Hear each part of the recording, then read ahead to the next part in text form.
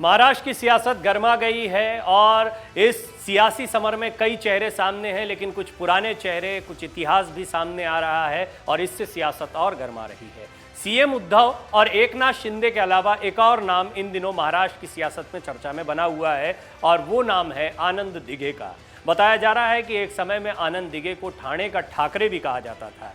दिघे को एकनाथ शिंदे का गुरु माना जाता है। ऐसे में सवाल उठता है कि महाराष्ट्र की राजनीति में आनंद दिघे कौन थे, जिनके विचारों की दुहाई और उनके बताए राजनीतिक मार्ग पर चलने की बात शिंदे बार बार कह रहे हैं। शिवसेना में पहली बार ऐसा देखने को मिला जब किसी नेता ने बाल ठाकरे के साथ किसी और नेता का नाम लिया है। ऐसे में आनंद दिघे क्या वाकई बाल ठाकरे के बराबर के कद के नेता थे, ये सवाल खड़ा होता है। सूबे की राजधानी मुंबई से सटे ठाणे जिले के सबसे प्रभावशाली नेताओं में एकनाथ शिंदे की गिनती होती है, लेकिन सियासत में वो आनंद दिघे की छत्र छाया में पले बढ़े और उनकी उंगली पकड़कर शिवसेना में अपनी जगह बनाई। दिघे ठाणे कल्याण के इलाके के ताकतवर शिवसेना नेता माने जाते थे। शिवसेना के शुरुआती नेताओं में से एक थे जिन्होंने ठाणे में शिवसेना को मजबूत करने में अहम भूमिका अदा की। शिवसेना के शुरुआती नेताओं में से एक नेता माने जाते हैं आनंद दिघे, जिन्होंने ठाणे में शिवसेना को मजबूत किया था और बहुत महत्वपूर्ण भूमिका अदा की थी। आनंद दिघे का जन्म 27 जनवरी 1952 को हुआ था और उनका घर ठाणे के तेंबी नाका इलाके में था। बाला साहब ठाकरे के भाषण और विचारधारा से आनंद दिघे बहुत प्रभावित थे और शिवसेना से जुड़े। दिघे ठाणे कल्याण इलाके में बाल ठाकरे की हर बैठक में शामिल होते थे और 18 साल की उम्र में शिवसेना के लिए काम करने का उन्होंने फैसला ले लिया था। 80 के दशक में आनंद दिघे ने सियासत में कदम रखा तो फिर पलटकर नहीं देखा। हिंदुत्व और मराठी अस्मिता को लेकर आनंद दिघे आगे बढ़े। शिवसेना के कार्यकर्ता के तौर पर अपनी सियासी पारी का आगाज किया, जिससे प्रभावित होकर बाल ठाकरे ने उन्हें ठाणे में पार्टी को खड़ी करने का जिम्मा सौंपा था। शिवसेना ठाणे जिलाध्यक्ष की जिम्मेदारी मिलने के बाद दिघे कार्यालय में ही रहने लगे। दिघे शिवसेना की स्थानीय इकाई पर मजबूत नियंत्रण रखते थे। उन्होंने इलाके में शिवसेना का परचम बुलंद किया। आनंद दिघे अपने सामाजिक सरोकारों के लिए भी चर्चा में रहे। वो ठाणे के तेंबी नाका और शिव सैनिकों की समस्याओं के लिए हर दिन दरबार लगाकर लोगों की समस्याओं को सुलझाते थे, इसीलिए उन्हें ठाणे का ठाकरे भी कहा जाता था। उन्होंने हमेशा लोगों के कल्याण के लिए अपने पद का इस्तेमाल किया, ऐसा भी उनके समर्थक कहते हैं। ठाणे नगर निगम की बस सेवा शुरू होने के बाद दिघे ने कई शिव सैनिकों को लगवाया था। आनंद दिघे की लोकप्रियता के कारण उन्हें ठाणे इलाके में बाला साहब ठाकरे के नाम से भी जाना जाता था। दिघे ने जय अम्बे संस्था स्थापना कर नवरात्र उत्सव की शुरुआत भी की थी और दही हांडी जो बहुत मशहूर है मुंबई और महाराष्ट्र के कई इलाकों में, उसकी शुरुआत भी उन्होंने ठाणे में की थी। मार्च 1989 में हुए ठाणे नगर निगम के चुनाव में शिवसेना के 30 पार्षद चुनकर आए थे और शिवसेना ने जनता पार्टी से हाथ मिला लिया। महापौर पद के लिए दावा किया। शिवसेना के कुछ पार्षद अलग हो गए थे और महापौर के लिए कांग्रेस को वोट दे दिया था। आनंद दिघे उस समय ठाणे के जिला प्रमुख थे और उन्होंने कहा था कि देशद्रोहियों के लिए कोई माफी नहीं है।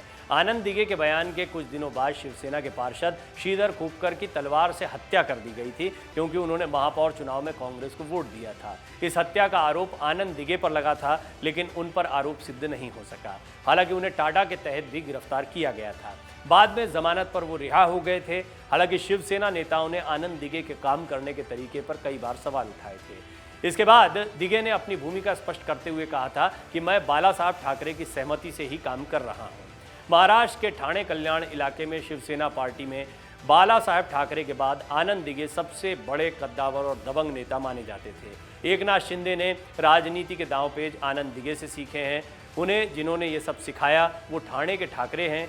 नाम है आनंद दिघे। दिघे के शागिर्द के तौर पर शिंदे ने खुद को स्थापित किया। शिंदे ने दिघे को अपना रोल मॉडल बना लिया।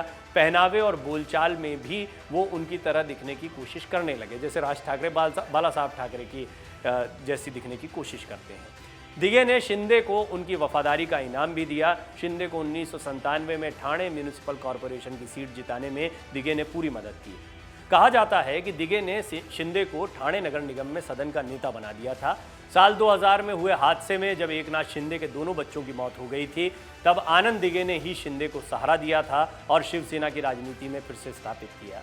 साल 2001 के अगस्त महीने में कार एक्सीडेंट में आनंद दिघे घायल हो गए थे, लेकिन इलाज के दौरान दिघे की मौत हो गई। शिवसेना ने आरोप लगाया था कि इलाज में लापरवाही के कारण उनकी मौत हुई है। ऐसे में नाराज कार्यकर्ताओं ने पूरे अस्पताल को आग के हवाले कर दिया था। वो जनता की मदद के लिए हमेशा आगे रहते थे। ये बात अब भी शिंदे और उनके समर्थक आज भी कहते हैं। इसी वजह से शिव सैनिकों ने उन्हें धर्मवीर का नाम दिया था। निधन के बाद आनंद दिघे पर धर्मवीर नाम की एक मराठी फिल्म भी बनी थी। आनंद दिघे की मौत के बाद कई तरह की चर्चाएं हुई थी और इन पर आज तक विराम नहीं लग सका है। आनंद दिघे के निधन के बाद ठाणे में एकनाथ शिंदे आगे बढ़े। इसी बीच 2005 में नारायण राणे ने शिवसेना छोड़ दी, जिसके बाद एकनाथ शिंदे का कद पार्टी में बढ़ता चला गया। आज एकनाथ शिंदे शिवसेना में क्या हैं, ये किसी से छिपा हुआ नहीं है। एकनाथ शिंदे बगावत कर चुके हैं। वो शिवसेना बाला साहब बनाने के बारे में सोच रहे हैं और इस वक्त महाराष्ट्र की सत्ता की चाबी भी एकनाथ शिंदे के हाथ में है। ये एकनाथ शिंदे इन्हीं आनंद दिघे के शागिर्द। डाउनलोड करें अमर उजाला ऐप और पाएं खबरें लगातार। अगर आप ये वीडियो YouTube पर देख रहे हैं तो हमारे चैनल को सब्सक्राइब करें और बेल आइकन को दबाना ना भूलें। अगर आप Facebook पर यह वीडियो देख रहे हैं तो हमारे पेज को लाइक करें।